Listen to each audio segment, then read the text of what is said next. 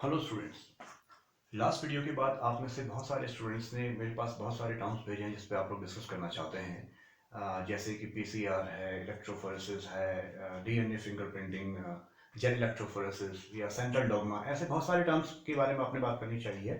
तो अगर हमें इन टर्म्स में एक एक करके इनके बारे में बात करूं तो आई थिंक कि हर जो आपका जो टॉपिक है, हर जो टर्म है, उस पर ही एक एक लेक्चर हमारा पूरा बनेगा।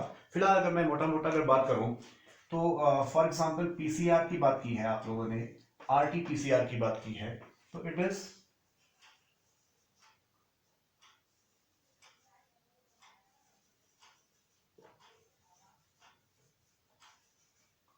पॉलीमरेज चेन रिएक्शन टेक्निक, और इसमें हम आरटी अगर को जोड़ दें तो रिवर्स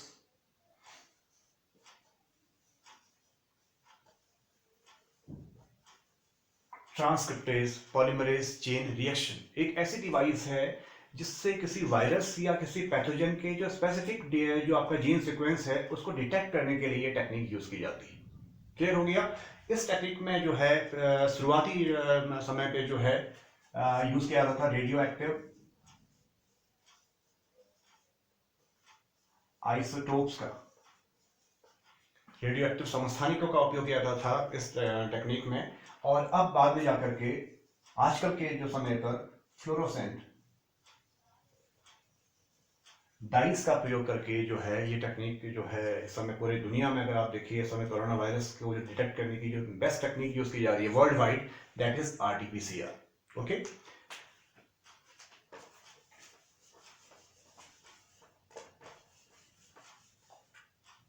कुछ लोगों ने बात की है कि व्हाट इज सेंट्रल डॉग्मा। ये टर्म आप लोगों ने मुझे भेजा है। तो central dogma it is a molecular term. इसको हम कई बार कह देते हैं central dogma of protein synthesis. ठीक है, अब ये सेंट्रल डॉग्मा जो है ये है क्या? बेसिकली डीएनए से एमआरएनए का फॉर्मेशन। एमआरएनए आपको पता है मैसेंजर आरएनए है, आरएनए के टाइप्स आप लोगों ने पढ़े हैं, messenger RNA, transfer RNA and ribosomal RNA. और उसके बाद फिर protein in the form of amino acid, इसका जो फॉर्मेशन है this is called central dogma. Okay, अब ये जो प्रोसीजर है इसकी अगर हम थोड़ा डिटेल में इसको थोड़ा सा देखें, अगर एक ओवरव्यू इसका अगर देखें तो डीएनए से जो एमआरएनए फॉर्मेशन है, जिस प्रोसेस के द्वारा डीएनए से एमआरएनए फॉर्मेशन होता है दैट इज कॉल्ड ट्रांसक्रिप्शन। और एमआरएनए से फिर प्रोटीन सिंथेसिस जो फॉर्मेशन है उसको हम कह देते हैं ट्रांसलेशन। इसे हम हिंदी में कह देते हैं अनुलेखन, और इसे हिंदी में कहते हैं अनुवादन। क्लियर? तो यहां पर बहुत सारे एंजाइम्स भाग लेते हैं। बेसिकली जो दो प्रोसेस हैं जिनके द्वारा जो है डीएनए से प्रोटीन फॉर्मेशन हो रहा है, इसको हम सेंट्रल डॉग्मा कहते हैं मॉलिक्यूलर बायोलॉजी में। तो यहां पर जो है बेसिकली आरएनए पॉलीमरेज एंजाइम भाग लेता है। और यहां पर कहीं एक एंजाइम जो है, जब एमआरएनए से प्रोटीन सिंथेसिस की बात होती है तो एमआरएनए क्या कर देता है, एमआरएनए जो है न्यूक्लियस मेम्ब्रेन से बाहर निकलता है। क्लियर? तो वहां पर इसकी हेल्प करता है परमेज एंजाइम।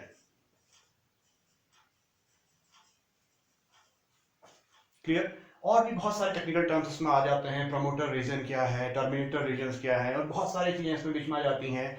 जैसे यहाँ पर जो है हम बात कर देते हैं कई बार जो बहुत सारे एंजाइम इस प्रकार से इससे जुड़े हुए रहते हैं इस प्रोसेस से जाकर के। और कई बार क्या होता है कि जो आपका बेसिकली वायरसेस में क्या रहता है बेसिकली कि ये जो एमआरएनए है ये वापस कन्वर्ट होता है जो है डीएनए में, और डीएनए के बाद फिर से ये डीएनए एमआरएनए बना करके फिर ये प्रोसीजर को पूरा कर देता है। तो वहां पर जो एंजाइम भाग लेता है उसको हम कह देते हैं यहां पर रिवर्स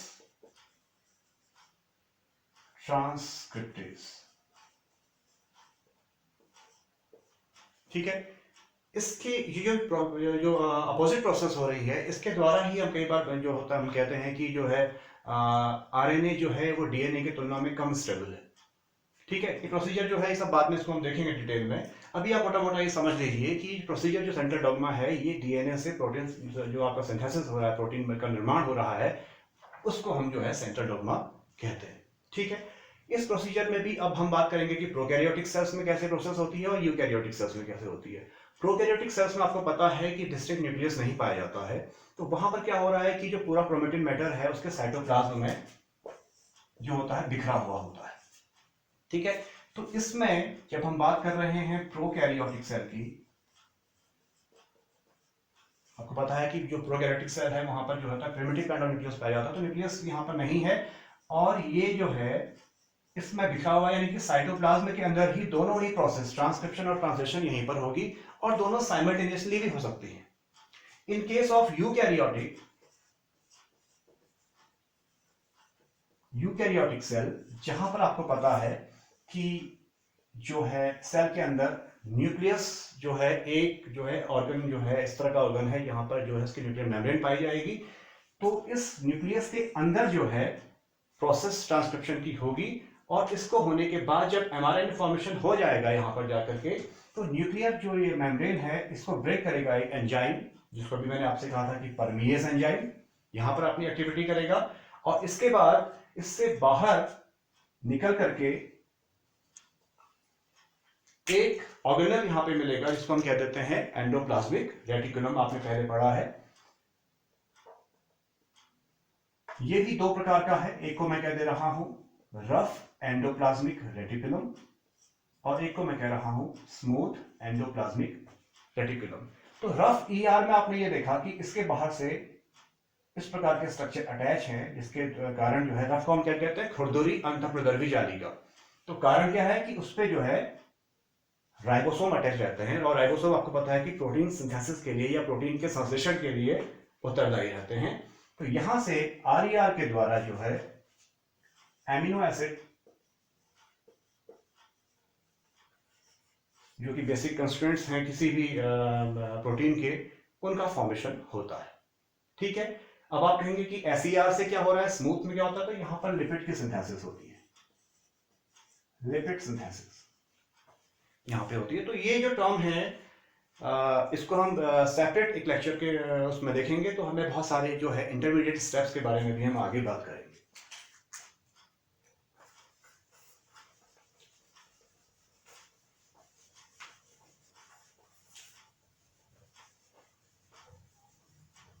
और भी बहुत सारे टर्म्स आप लोगों ने बात की थी, जैसे इलेक्ट्रोफोरेसिस की आप लोगों ने बात की है, जहां पर हम कह देते हैं कि the separation of DNA fragments on the basis of their size and charge.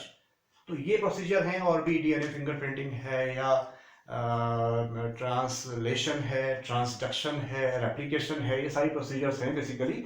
तो कहीं ना कहीं पे जो बात आ रही थी इस चैप्टर की ओर हमें लेके जाती है, that is molecular basis of inheritance, वंशागति का आणविक आधार। तो पहले हम बात करेंगे कि इनहेरिटेंस है क्या।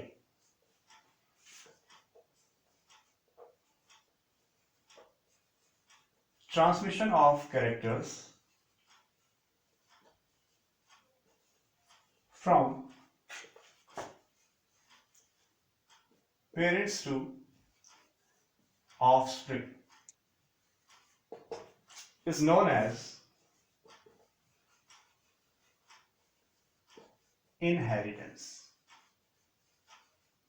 या इसको हम वंशागति भी कई बार कह देते हैं। क्लियर हो गया।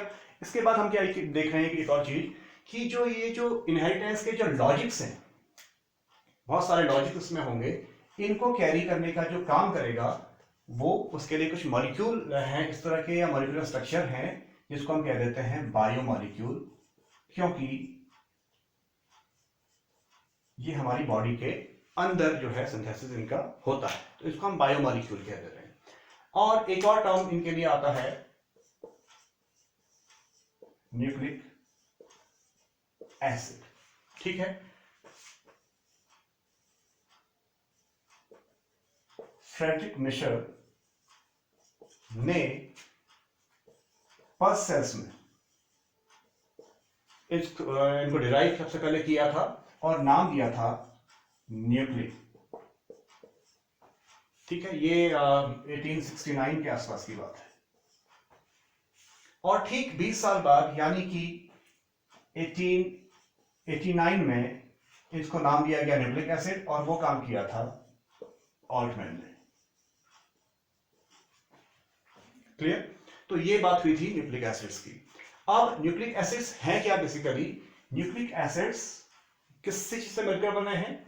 दे are made up of nucleotides.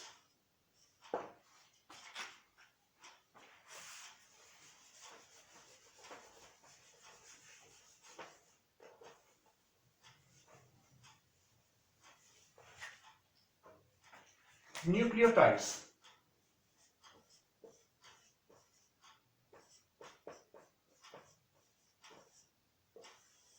क्या है? अगर अभी हम डीएनए की बात करेंगे तो हम कहते हैं कि DNA is a polymer of nucleotides. ठीक है, यानी कि बहुत सारे न्यूक्लियोटाइड्स मिलकर के डीएनए या आरएनए का फॉर्मेशन कर देते हैं। क्लियर? तो यहां पर अगर इसके बारे में हम बात करेंगे तो ये, अगर मैं एक न्यूक्लियोटाइड की बात करूं तो इसमें एक पेंटोज शुगर रहती है 5 कार्बन की, इसमें नाइट्रोजनस बेसिस अटैच रहते हैं। क्लियर? और इसके संग अटैच रहता है फॉस्फोरिक एसिड, जिसको हम H3PO4 के नाम से भी जानते हैं। तो ये स्ट्रक्चर है एक न्यूक्लियोटाइड का। क्लियर? अब अगर मैं बात करूं कि ये जो बीच की रिंग है, इसको हमने क्या कहा था? शुगर। ठीक, और ये जो शुगर है बेसिकली, ये शुगर कैसी शुगर है? Pentose sugar. ठीक, ये दो टाइप की होती है, राइबोस और डीऑक्सी राइबोस। राइबोस शुगर में, जैसा कि नाम आपको बता रहा है ऑलरेडी, यहां पर ऑक्सीजन 1 2 3 4 और ये 5वां जो एक आर्म निकली हुई है, यहां पर कार्बन एटम होंगे। ठीक है, यानी कि 5 कार्बन से मिलकर के पेंटोज शुगर बनी, से इसका नाम ही खुद ही बता रहा है, पेंटा। तो ये पेंटोज शुगर है। और यहां पर जो है, अगर मैं बाकी बात नहीं करूं, अगर मैं ये देखूं कि जो राइबोस शुगर है उसमें सेकंड कार्बन और थर्ड कार्बन पर 2 फंक्शनल ग्रुप जुड़े होते हैं, हाइड्रोक्सिल ग्रुप जिसको हम कह देते हैं।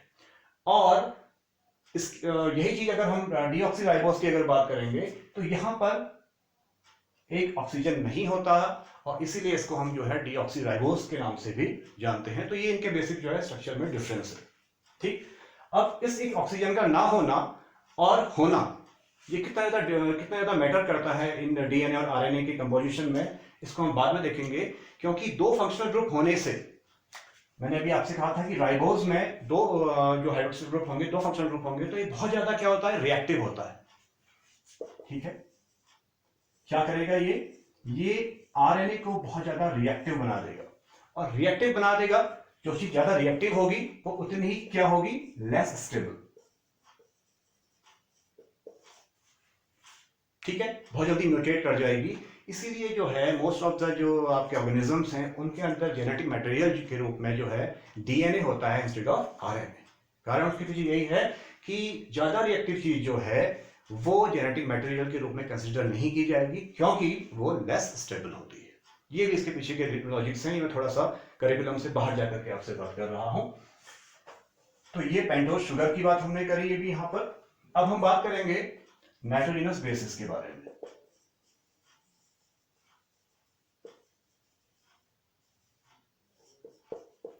ठीक है, 2 तरह के बेसिस होते हैं, one is purine, the second one is pyrimidine. Purine bases जो होते हैं एडेनिन एंड ग्वानिन, इसको आप जानते हैं, और पिरिमिडिन बेसिस जो हैं वो thymine, cytosine and uracil. Clear? यानी कि 2 प्यूरिन बेसिस और 3 पिरिमिडिन बेसिस जो है पाए जाते हैं न्यूक्लिक एसिड्स में, यानी कि न्यूक्लियोटाइड्स। क्लियर? यहां पर आप बेसिकली जो यूरेसिल है ये आरएनए में पाया जाता है, और ये वहां पर ये रिप्लेस कर देता है थायमिन को। ठीक है, बॉन्डिंग जब इनकी बनती है तो जो एडेनिन है प्यूरिन का, वो इन केस ऑफ डीएनए वो थायमिन के संग इस तरह का जो है स्ट्रक्चर बनाता है। और ग्वानिन साइटोसिन के संग जो है ट्रिपल बॉन्ड, ये ट्रिपल जो बॉन्ड्स हैं ये सारे के सारे क्या हैं, इनको हम हाइड्रोजन बॉन्ड्स कहते हैं। ठीक है, हाइड्रोजन बॉन्ड्स आपको पता है कि जो कोवेलेंट बॉन्ड आप लोगों ने पढ़े हैं उसकी तुलना में थोड़ा सा कमजोर होता है, लेकिन ये क्या करता है कि जब हम अभी डीएनए का स्ट्रक्चर पढ़ेंगे, डबल हेलिकल स्ट्रक्चर पढ़ेंगे जो कि वाटसन रिक ने दिया था, वहां पर आप देखेंगे कि ये फ्लेक्सिबिलिटी के लिए बहुत इंपॉर्टेंट है। क्लियर। इसके अलावा जो है एरविन चारगॉफ ने एक लॉ दिया था, वहां पर उसने कहा था कि जो नाइट्रोजन बेसिस होते हैं ये किसी भी न्यूक्लियोटाइड में जो है इनका जो अमाउंट होता है वो इक्वल होता है। मतलब क्या है, क्वेश्चन कई बार नीट वगैरह में आते हैं कि माना अगर जो है किसी डीएनए मॉलिक्यूल में जो है एडेनिन की जो मात्रा है वो 20% है, ठीक है, तो ग्वानिन की कितनी होगी। ठीक है, तो सिंपल लॉ है कि जितना एडेनिन उतना ही थायमिन, क्योंकि ये एक दूसरे को कॉम्प्लीमेंट करते हैं, इसको अभी हम आगे देखेंगे। तो थायमिन की जो मात्रा होगी वो भी कितनी हो जाएगी, 20 हो जाएगी। तो 20 और 20 40। ठीक है, अगर हम पूरे को 100 माने तो -40 करके कितना आएगा, 60। और 60 जो है वो G और C है, तो जब G की मात्रा निकालनी होगी तो that is 60/2 and that is equal to 30%। तो इस तरह के क्वेश्चंस कई बार जो है मेडिकल्स में जो पूछे जाते हैं, तो थोड़ा सा इसको हम